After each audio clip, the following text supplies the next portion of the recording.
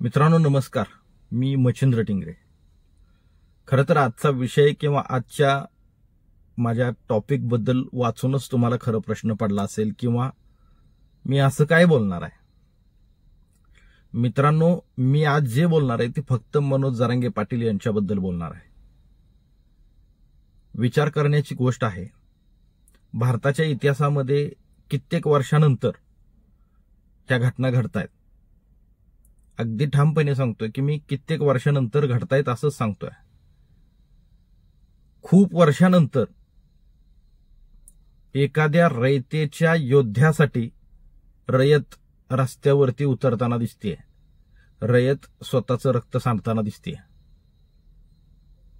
ज्यावेळेस कोणताही योद्धा, कोणताही राजा हा रयतेच्या मनात स्थान निर्माण करतो, त्यावेळेस रयत त्या योद्ध्याला, त्या नेत्याला, त्या राजाला आपलं समजते, आपल्या कुटुंबातला समजते आणि त्यावेळेस रयतेला त्या राजाची, योद्ध्याची काळजी वाटायला लागते। आज खूप वर्षानंतर हे चित्र पाहायला मिळतंय। मनोज जरांगे पाटील यांच्या बाबतीत हेच घडलंय। अर्थात हे सहजासहजी घडलेलं नाहीये। मनोज जरांगे पाटलांचा निस्वार्थीपणा, स्पष्टपणे बोलणं आणि जे काय आहे ते सध्या माझ्या समाजासाठी आहे हे भूमिका घेऊन लोकांच्या समोर कुठेही माग बळी न पडता अशा पद्धतीचं काम करण्याची पद्धत आणि समाजासाठी प्रचंड त्याग, ज्या माणसाने स्वतःचं घरदार सोडलं, कुटुंबाचा विचार केला नाही किंवा स्वतःच्या प्रपंचाचाही विचार केला नाही, त्या माणसानं शेवटी हा लढा उभा करून दाखवला। मनोज जरांगे पाटील, निश्चित तुम्ही हा जो लढा उभा केलाय हा इतिहासात नोंदला जाणार आहे।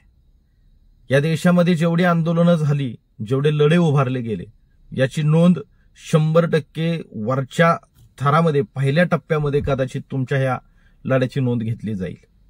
कारण खूप कमी वेळा लोक नेतृत्व करणाऱ्या माणसासाठी जीव द्यायला तयार होतात। आज तेच घडतंय आणि ते घडत असताना तेवढी पात्रता असावी लागते, ती तुम्ही तुमची पात्रता सिद्ध केली आहे।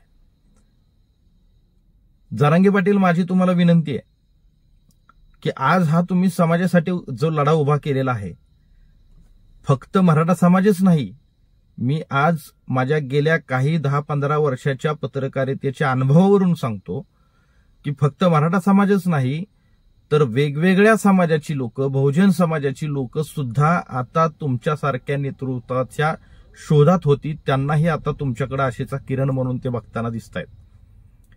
बहुजन समाजातली लोक सुद्धा चर्चा करताना दिसत आहेत की मनोज जरांगे पाटलांसारखा एखादा नेता आपल्या समाजात व्हायला पाहिजे।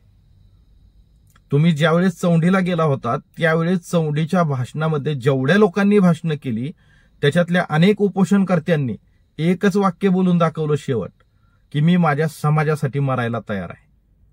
अर्थात मी स्पष्टपणे सांगतो की ही प्रेरणा जरांगे पाटलांनी ह्या समाजामध्ये निर्माण करायला सुरुवात केली आहे। असे अनेक लोक आहेत, तुमच्या अगोदर मराठा समाजाच्या आरक्षणासाठी स्वर्गीय अण्णासाहेब पाटलांनी स्वतःचं बलिदान दिलं, परंतु स्वतःचं बलिदान देत असताना, आज तुमचं नेतृत्व मान्य करत असताना समाज ज्या पद्धतीनं, ज्या पोटतिडकीनं एकवटलाय, यांची प्रचंड तुमच्यावरती विश्वास आहे, तुमच्यावरती प्रचंड निष्ठा तयार झाली। जरांगे पाटील, माझं तुम्हाला हेही सांगणं असेल किंवा हेही विनंती असेल, अगदी स्पष्ट बोलायला हवं, कारण तुम्ही जे केलंय ते कदाचित खूप कमी लोकांना जमतं किंवा हे जमणं शक्यच नाही, आणि ज्यांना जमतं ते स्वतःची पोळी भाजून घेतात। तुम्ही लोकांच्या मधला स्वाभिमान जागा केलाय।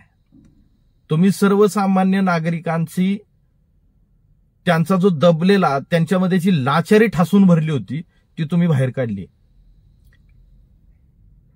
मी अगदी स्पष्ट बोलतोय, कारण काय आहे की मी सध्या सोशल मीडिया रोज ऑपरेट करणारा माणूस आहे।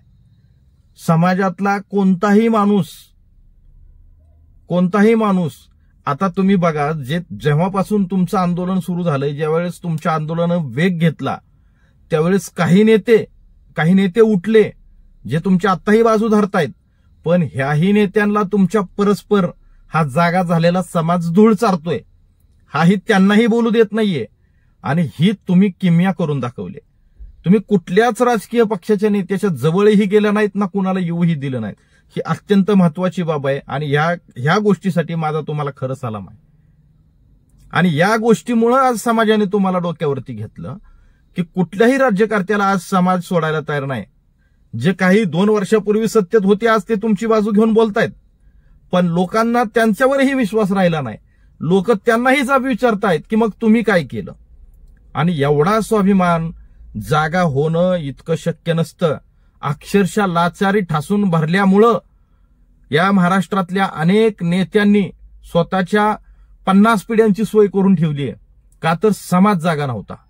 जरांगे पाटील, तुम्हाला माझी विनंती आहे की आरक्षणाच्या लढाईमध्ये तुम्ही यशस्वी व्हालच, परंतु यानंतर शिक्षणासारखा महत्वाचा विषय तुम्ही हातात घ्यावा. तुम्ही विचार करा, आज महाराष्ट्रामध्ये आपल्याच म्हणजे मराठा समाजाच्याच विशेषतः प्रस्थापितांच्या मोठ्या मोठ्या शिक्षण संस्था आहेत की ज्याच्यामध्ये अर्धा महाराष्ट्र शाळा शिकतोय. कधी त्यांनी समाजासाठी विचार केला, कधी गोरगरिबांसाठी विचार केला? बर, प्रस्थापित नेत्यांच्या संपत्त्यांमध्ये कधी वाढ होते, किती वाढ होते ते थांबायला तयार आहेत का नाही?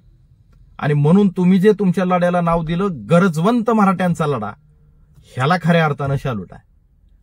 माझ्यासारखा बहुजन समाजातला माणूस सुद्धा तुमच्या मागे ठामपणे नेता स्वीकारायला तयार होईल. परंतु तुमची लढाई ही अशीच पक्षविरहित राहिली पाहिजे कोणालाही. कारण अनेक जण आता तुमच्या ह्या राजकीय आंदोलनाचा राजकीय लोक फायदा घेण्याचा प्रयत्न करतायत, पण तुमच्या संवादाची किंवा तुमच्या स्पष्ट वक्तेपणानं मराठा समाज आता थोडा इंचभर सुद्धा हल्ला नाही. त्याचं कारण एकच की तुम्ही नेतृत्व त्या पद्धतीनं पेललं. आणि हीच गोष्ट आहे, हीच भूमिका तुम्ही अखंडित ठेवा, अबाधित ठेवा. राजू परुळेकरांसारख्या एका ज्येष्ठ पत्रकार, ज्येष्ठ अभ्यासक माणसाने सुद्धा तुमच्याबद्दल काल खूप छान लिहिलं. त्यांनी सुद्धा सांगितलं की तुम्ही जीवाची बाजी लावली, ती बाजी तुम्ही बलिदान देऊन हा लढा उभा करू नका. माझ्यासारख्याची सुद्धा ही विनंती असणार आहे. खरं तर तुम्ही स्वतःचं बलिदान देऊन हा लढा लढण्यापेक्षा वेगवेगळ्या पद्धतीनं हा लढा लढला पाहिजे. परंतु जे तुम्ही धडा घालून दिलाय की समाज सुद्धा जागा करता येऊ शकतो आणि अत्यंत फाटका माणूस सुद्धा जर त्याचे विचार प्रामाणिक असतील तर तो सुद्धा समाज जागा करू शकतो, हेच मनोज जरांगे पाटील यांनी दाखवून दिलं. आणि या वृत्तीला किंवा ह्या नेत्याला आज लोकांनी जनतेचा नेता म्हणून स्वीकारलं, योद्धा म्हणून स्वीकारलं. ही घटना महाराष्ट्राच्या राजकारणात अनेक वर्षानंतर, राजकारणात नाही, महाराष्ट्राच्या इतिहासामध्ये अनेक वर्षानंतर घडतीये की एखाद्या सर्वसामान्य कुटुंबातल्या पत्र्याच्या घरात राहणाऱ्या माणसासाठी संबंध महाराष्ट्र एकवटतो. कारण का तर त्याची मागणी, त्याची न्याय मागणी, त्याची भूमिका स्पष्ट आहे. आज वेगवेगळ्या समाजातल्या लोकांनी तुम्हाला पाठिंबा दिला. मान्य बाळासाहेब आंबेडकरांनी असेल किंवा धनगर समाजातल्या नेत्यांनीही तुम्हाला स्टेजवरती बोलवलं. ह्याचं कारण एकच आहे की तुमची जी प्रामाणिक तळमळ आहे, जी गोरगरिबांसाठी आहे, गरजवंतांसाठी आहे, ती लोकांनी ओळखली आहे. हा तुमचा लढा असाच अबाधित ठेवा. हा तुमचा लढा असाच गरजवंतांसाठी राजकारण विरहित चालू ठेवा. तुम्ही एक दिवस ह्या महाराष्ट्राचं चित्र बदलल्याशिवाय राहणार नाही, याची माझ्यासारख्याला खात्री आहे. तुर्तास धन्यवाद.